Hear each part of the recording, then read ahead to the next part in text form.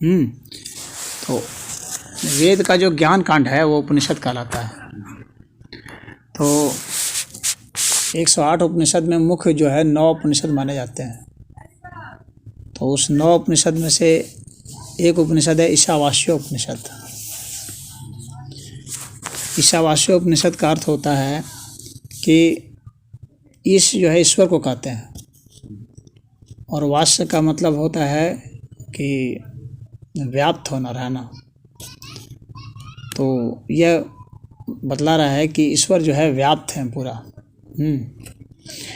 और उपनिषद का अर्थ होता है नीचे बैठ जाना। अभी आप लोग ऊपर बैठे हुए हैं ये लोग नीचे बैठे हैं। तो उपनिषद का अर्थ होता है नीचे बैठना। नीचे बैठना क्यों जरूरी है? क्योंकि प्रवाह सदैव जो है ऊपर से नीचे की ओर ही होगा। हाँ, यानी चाहे वो किसी भी एनर्जी से हो, पोटेंशियल एनर्जी से हो, चाहे इलेक्ट्रिकल एनर्जी से हो, चाहे जैसे भी होगा, हाई से लो की ओर ही प्रवाह होगा। तो इसलिए उपनिषद का महत्व दिया गया है कि यानी ईश्वर से हम लोग की ओर प्रवाह हो। तो ये इसका नाम है ईशावास्य उपनिषद। तो इसका एक मंत्र मैं आप लोगों को बतला रहा हूँ। काफ़ी वैसे लोकप्रिय मंत्र है यह, और थोड़ा सा जैसे कबीर दास की जैसे उलट बांसी होती है ना, तो उस तरह का है। उपनिषद की सारे वैज्ञानिकों ने बहुत तारीफ की है। जितने भी बुद्धिजीवी होते हैं वे उपनिषद की बहुत तारीफ करते हैं। और यहाँ तक कि क्वांटम फिजिक्स के सब जो वैज्ञानिक भी रहे हैं, श्रोडिंगर वगैरह रहे हैं, चाहे रॉजर पेनरोज वगैरह रहे हैं, इन लोगों ने भी बहुत तारीफ की है उपनिषद की। क्योंकि इसमें कोई कथा कहानी नहीं है उपनिषद में, शुद्ध रूप से फिलॉसफी पर बात है। और ये फिलॉसफी बहुत उच्च स्तर की है। ऐसा विश्व में किसी भी ग्रंथ में कहीं नहीं मिलेगा। यानी उपनिषद के टक्कर का कोई ग्रंथ है नहीं। गीता को भी उपनिषद ही कहा जाता है। गीता भी उपनिषद है, मतलब सारे उपनिषदों का एक तरह से निचोड़ है वो, इसीलिए उसको गीतोपनिषद कहते हैं। तो यह जो है मैं 9वां मंत्र पढ़ रहा हूँ। अंधम तमः प्रविशन्ति ये अविद्याम उपासते ततो भूय इव ते तमो यौ अविद्याम रतः। इसका अर्थ है कि जो अविद्या की उपासना करते हैं, अविद्या यानी जहाँ विद्या नहीं है, यानी जो स्थूल है, स्थूल जैसे कर्म है, कर्म स्थूल होता है कि हम लोग कुछ सोचते हैं उसके बाद कर्म करते हैं। तो जो कर्म की उपासना करते हैं, यानी कर्म में जो लगे हुए हैं, कर्म में रहते हैं, जो कर्मठी लोग जिसको कहते हैं कि बहुत कर्मठी है। तो ऐसे लोग जो कि बहुत कर्मठी हैं और लगातार सोचते हैं कर्म से हम सब कुछ बदल देंगे, अपनी तकदीर बदल देंगे, तो देश बदल देंगे, तो राष्ट्र दुनिया बदल देंगे, ऐसे सोचने वाले बहुत लोग हैं ना।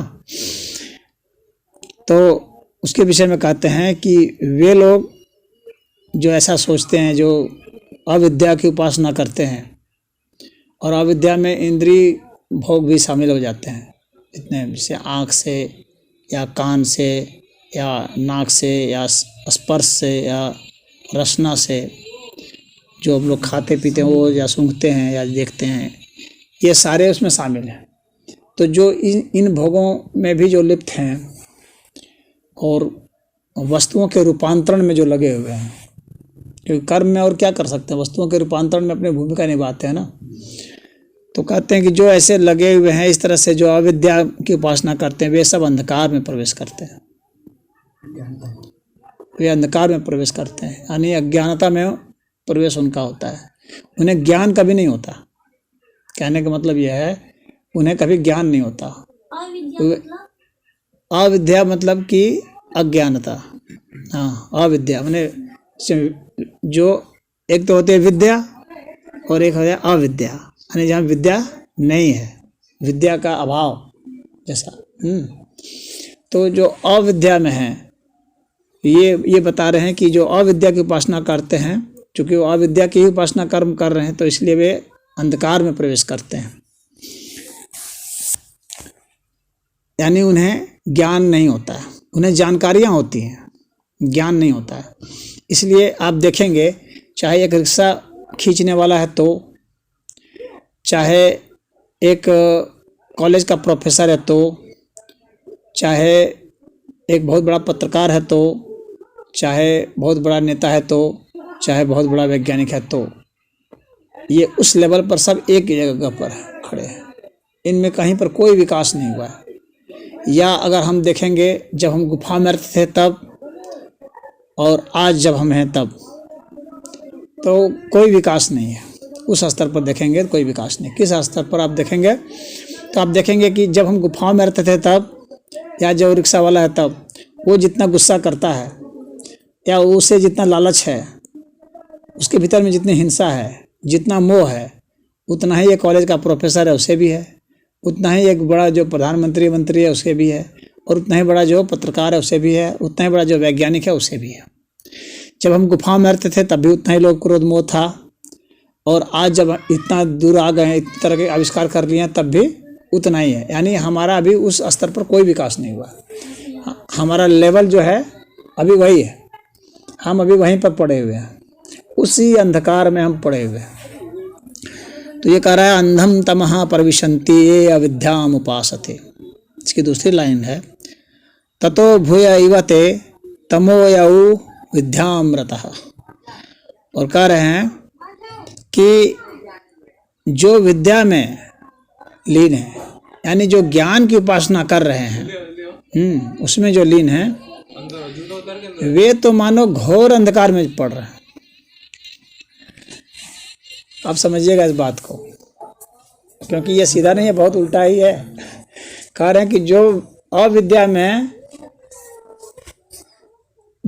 में रत थे, जो अविद्या की उपासना कर रहे थे, वे अंधकार में प्रवेश कर रहे थे। और ये कह रहे हैं कि जो विद्या की उपासना करते हैं, वे तो घोर अंधकार में प्रवेश करते हैं। विद्या की उपासना करने का अर्थ हो गया ज्ञान की उपासना करना। तो अब ज्ञान को घोर अंधकार माना गया। ये ठीक ऐसा ही है। इसको समझना है तो ऐसे समझिए कि जैसे कोई एक आदमी है, वह जगा हुआ है लेकिन सोया हुआ भी है, और उसको हम उठाने की कोशिश कर रहे हैं, वो नहीं उठ रहा है, कह रहा है मैं सो रहा हूँ। और कबीर ने एक बड़ा अच्छा उदाहरण दिया हुआ है कि एक आदमी है, तो उसने पेड़ को पकड़ रखा था और कह रहा था कि पेड़ ने मुझे पकड़ लिया है, मुझे कोई छुड़ाओ। कह रहा था कि पेड़ ने ही मुझे पकड़ लिया है, अब मुझे कोई बचाओ। उसी तरह से अधिकतर जितने गृहस्थ हैं, वे कहते हैं कि मुझे बच्चे ने पकड़ रखा है, मुझे पत्नी ने पकड़ रखा है, यानी इनकी वजह से मैं यहाँ हूँ। कहते हैं इनके लिए मैं कमा रहा हूँ। वे उलट करके तर्क देते हैं एहसान लादने के लिए, कहते हैं मैं तो इन लोग के लिए कमा रहा हूँ, इन लोग के लिए इतना खट रहा हूँ। हाँ, जबकि सच्चाई ये है कि यदि उनमें से एक जिनके लिए वो कह रहा है, यदि वे मर जाएं तो भी वो कमाता रहेगा। तो इतना बड़ा झूठा होता है वो।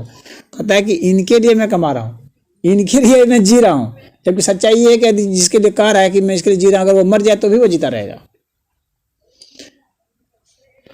तो यह जो है, तो जो ज्ञान की यहाँ बात की गई है कि जो ज्ञान में रत हैं वे घोर अंधकार में हैं। इसलिए यहाँ घोर अंधकार कहा जा रहा है कि वैसे लोगों को जगाना कठिन होता है। जो कर्मठी लोग हैं, जो डाकू हुए हैं, चोर बदमाश हैं, उनको जगाना आसान होता है, क्योंकि उनके भीतर में एक गिल्टी कॉन्शियसनेस होता है। वो जानते हैं कि मैं गलत हूँ। जो चोरी बदमाशी करते हैं वो जानते हैं मैं गलत हूँ, लेकिन जो यह जानते हैं कि मैं सही हूँ लेकिन सही नहीं होते हैं, परंतु अपने से वो सोचते हैं कि मैं सही हूँ परंतु सही नहीं होते हैं, तो उनको यदि कोई कहेगा कि नहीं तुम ऐसे से गलत हो, तो वो नहीं मानेंगे, बल्कि और उससे क्रोधित हो जाएंगे। कैसे आपने कहा? हाँ, और कहे कैसे मुझे कह दिया, हाँ मैं तो बहुत अच्छा इंसान हूँ, मैं तो नेक इंसान हूँ, शरीफ आदमी हूँ, ऐसा वो बोलेंगे, वे नहीं सुधरेंगे। वे कभी नहीं सुधर सकते वे, क्योंकि वे यह मानते हैं कि वे सुधरे ही हुए हैं। वे मानते हैं कि उनके भीतर में ज्ञान ही ज्ञान है, जबकि होता नहीं है ज्ञान। तो उन्होंने क्या किया हुआ है, जानकारियां हासिल कर रखी हैं, और उन जानकारी, इसका भी 2 स्टेज है। उन जानकारियों को पहला स्टेज में बता रहा हूँ कि उन्होंने जानकारियां इकट्ठी कर रखी हैं और उन जानकारियों को वे ज्ञान समझते हैं। एक तो यह है। तो यहाँ पर ये इस तरह के जो ज्ञान हैं, जो ज्ञान हमारे मन से आते हैं, जो को हमारी इंद्रियां जो है प्रेषित करती हैं, इंद्रियां जो सो रिसीव करती हैं, हम आँखों से रिसीव किए, कान से सुने, जो भी ये सब जो है, ये वास्तव में ज्ञान नहीं होता, ये होती है जानकारी। तो इनको ही जो लोग विद्या मान लेते हैं, ज्ञान मान लेते हैं, तो वे जो हैं वे घोर अंधकार में पड़ जाते हैं।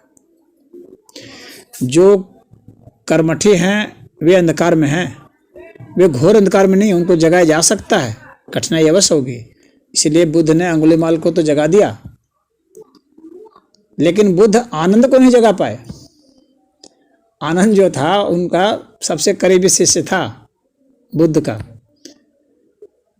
और वो जब ग्रहण कर रहा था दीक्षा आनंद, तो आनंद ने कहा था बुद्ध से कि मैं दीक्षा तभी ग्रहण करूंगा जब आप मुझे यह वचन दें कि मैं आपके साथ हर समय रहूंगा, आप मुझे नहीं छोड़ेंगे, मैं हर समय आपके साथ रहूंगा, जब तक आपका शरीर रहेगा या जब तक मेरा शरीर रहेगा, तो ही मैं दीक्षा ग्रहण करूंगा।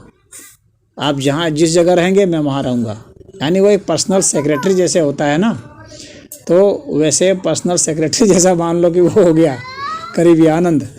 और जब बुद्ध जब गुजरने लगे, जब उनका परिनिर्वाण होने लगा, तो आनंद ने कहा कि मैं आपके साथ इतने समय तक रहा, लगातार रहा, कभी आपका साथ नहीं छोड़ा, आज आप हमारा साथ छोड़ के जा रहे हैं, लेकिन मैं संतुष्ट नहीं हुआ अपने जीवन से, मुझे ज्ञान नहीं मिला। तो बुद्ध ने कहा कि शायद दीपक के नीचे भी तो अंधेरा होता है, तो तुम दीपक के तले रहने के कारण ही हो सकता है ज्ञान से वंचित रह गए, प्रकाश से वंचित रह गए, तो तुम अपना दीपक स्वयं बनो। तो यहाँ पर बुद्ध का वह वचन जो है ये बहुत अच्छा है, यहाँ पर हाँ सार्थक हो रहा है। कह रहे हैं कि जो विद्या में रत, तो आनंद जो है विद्या में रत थे, हाँ, और विद्या में रत होने की वजह से क्या हुआ कि वे घोर अंधकार में पड़ गए। जो थोड़े दूर रहे उनको तो रोशनी मिल गई, लेकिन जो करीब रहे उनको रोशनी नहीं मिल पाई। अब ये दूसरा जो स्टेज है इसका, जिसमें कि व्यक्ति साधना करता है, जैसे बुद्ध ने कहा अपना दीपक खुद बनो। तो जब साधना करता है तो साधना करने के बाद क्या होता है, क्या वह भी अपने को कृत समझता है, धन धन समझता है? तो उसके साथ भी ऐसी ही दिक्कत आती है। वह इससे आगे तो जाता है परंतु परम आगे नहीं जाता है। इसीलिए बुद्ध भी जब परिनिर्वाण को प्राप्त हुए तो उनको भी लगा कि मैं अभी पूरा संतुष्ट नहीं हूँ। इसीलिए ज्ञान से ऊपर जो है भक्ति को कहा गया। हाँ, श्रेष्ठ भगवान ने भक्ति को कहा है, और कहा है सर्वधर्मान्य परित्यज मामेकम शरणम व्रज अहम त्वाम सर्व पापेभ्यो मोक्षयिष्यामि मा शुचः। भगवान ने कहा वासुदेवः सर्वमिति सा महात्मा सुदुर्लभः। सब जो है वासुदेव ही हैं, ऐसा सब कुछ वासुदेव ही है, ऐसा समझने वाला महात्मा दुर्लभ है। तो यह भक्ति रस के कारण ही, जो भक्ति योग है उसके कारण ही ऐसा हो पाता है। तो यहाँ पर उपनिषद हालांकि ज्ञान कांड है, लेकिन ज्ञान कांड में भी भक्ति रहती है, क्योंकि ज्ञान कांड की पराकाष्ठा भक्ति ही है। तो यहाँ उस पराकाष्ठा की बात की गई है। कहते हैं कि जो ज्ञान में जो रत रहता है, ज्ञान की जो उपासना करता है, इसीलिए सारे ज्ञानी भी जो है ना, उद्धव का भी नाम सुने होंगे हाँ, तो उनको भी भगवान ने तप करने के लिए फिर भेज दिया था। जितने भी ज्ञानी हैं, वो भीष्म पितामह भी ज्ञानी में से थे, तो ये सारे अंत तक तड़पते रहते हैं। तो ये क्या है, ये घोर अंधकार में पड़ जाते हैं, क्योंकि तड़पते रहते हैं। एक भक्त ही होता है जिसको कि इस तरह की कोई व्यथा नहीं सताती है, इस तरह की कोई वेदना, कोई पीड़ा नहीं सताती है। तो ये कहता है कि जो विद्या की उपासना करते हैं वे घोर अंधकार में पड़ते हैं।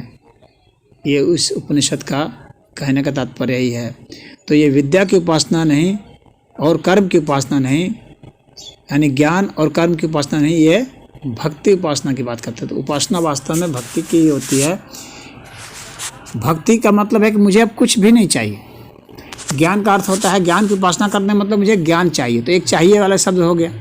हाँ, और कर्म की उपासना कर रहे हैं तो मुझे कोई वस्तु चाहिए। तो जो वस्तु चाह रहे हैं तो वे तो अंधकार में है ही, और जो वस्तु नहीं चाह रहा है, ज्ञान चाह रहा है, जो कुछ लोग कहते हैं ना मुझे कुछ नहीं चाहिए, मुझे शांति चाहिए, समझ रहे हैं, ऐसे लोग बोलते हैं ना मुझे शांति चाहिए। तो इसका अर्थ हो गया कि आपको अभी कुछ चाहिए। उससे कोई फर्क नहीं पड़ता है कि आपको क्या चाहिए, आपको रुपया चाहिए कि आपको स्वर्ग चाहिए, कि आपको ज्ञान चाहिए, कि आपको ध्यान चाहिए, कि आपको शांति चाहिए, कि आप जब तक आपके मन में चाहिए शब्द है तब तक आप अंधकार में पड़े हैं। तो इसका अर्थ यहाँ पर यही है कि जिसके भी मन में कुछ चाहिए शब्द जुटा हुआ है उसके ज़िंदगी में घोर अंधकार है। अब समझ गए इस बात को, इस मंत्र का यह अर्थ हुआ। हाँ, चाहने का अर्थ कामना हुआ, कामना। तो ये इस मंत्र का अर्थ है।